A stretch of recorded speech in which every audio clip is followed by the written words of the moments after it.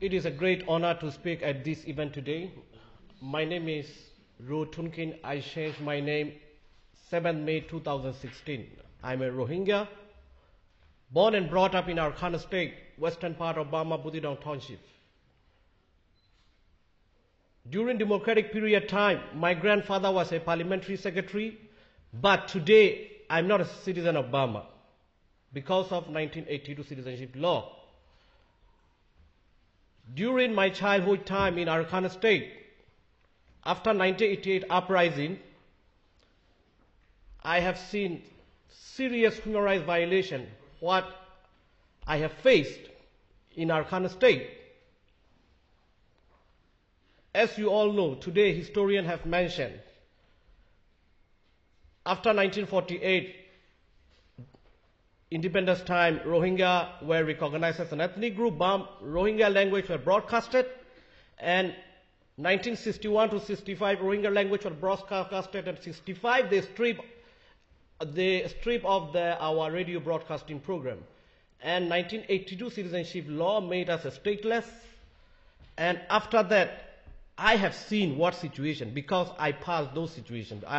I was not born. During my childhood time, I faced restriction of movement. For example, in Buthidaung Township, I couldn't go to the Maundo. We need to get a pass. It takes 2 to 3 days. We couldn't go to the Situate. We need to get a pass. It takes 5 to 7 days. You have to approach to Nasaka, security forces. You have to provide a big bribe. For example, even though our senior brothers are educated in professional studies in Rangoon Institute of Technology and Medical, we couldn't go to the university. Our lands were confiscated by Burmese military. They kept under of military, and non-Buddhist settlers brought, and we have to provide them food and others. And finally, what happened? We flee from the country to neighboring Bangladesh. And what happened next? After 2010 election, many people, international community have expected some reforms will come to Burma. But 2011 anti-Rohingya campaign were stronger. Every towns in Arkhana State, Situate, Buthidaung, Maundo, in Rangoon also, anti-Rohingya seminars were held by the, and extremist groups. But President Thein government allowed, and as a result of that, we faced violence in 2012. 140,000 Rohingya become IDPs, and 8 were restricted, and new apartheid system introduced. And what's happened?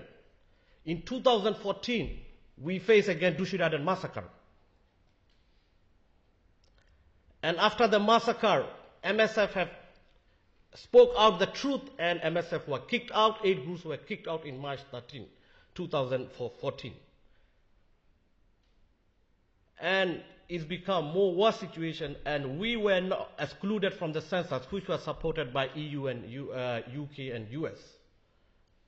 And historically, the first time in Rohingya history, Rohingya were not able to right to vote and right to be a member of parliament in 2015 election.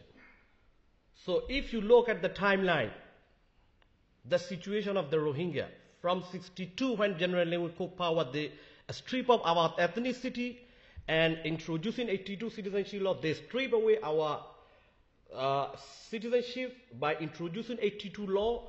And then after 1988 onwards, from 1990, restriction of movement, marriage, education, confiscation lands were carried out. And after 2010, creates popular violence and burning down our houses, and they push us to the camps.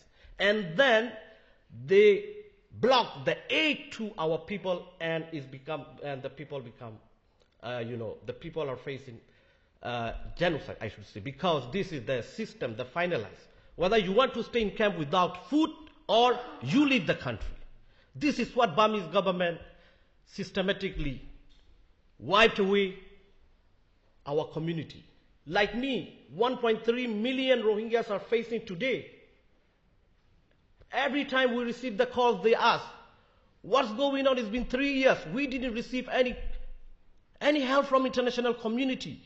International community raising the issue, but we have never seen the practical action. UN Special Rapporteur, former Mr. Thomas Cantana, have mentioned violations against Rohingya is maybe crime against humanity, but we did not see international community action. We have seen these issues are only at the media. As a Rohingya, our fellows, brothers, sisters in Arkhana state, they are like hunted by animals with combined force every day. Rakhine extremists together with security forces. We've been crying out for international support, for international solidarity for a long time, but unfortunately, we still did not get any proper action and any practical action from them. I'm sorry to say, I have to tell the truth. This is happening today. What's going on today to my brothers and sisters in Arkhana state facing genocide? We cannot tolerate this.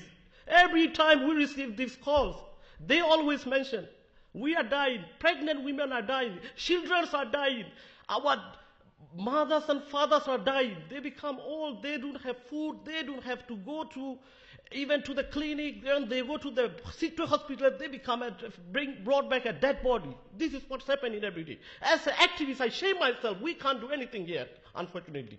So we need international community, practical action to help, to save, to protect our people. The solution for the Rohingya, will not come from inside Burma. You all have seen the situation, what's happening these days. So we need international community, immediate action. We are in emergency crisis. We need your help. So finally, I just want to say international community want to request, we need urgent international commission of inquiry mandated by United Nations. Thank you very much.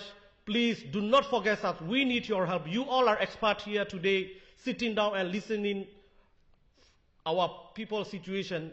So you care about our situation. You are the people who can save us, who can help us. Please raise for Rohingya people of Burma. Thank you so much.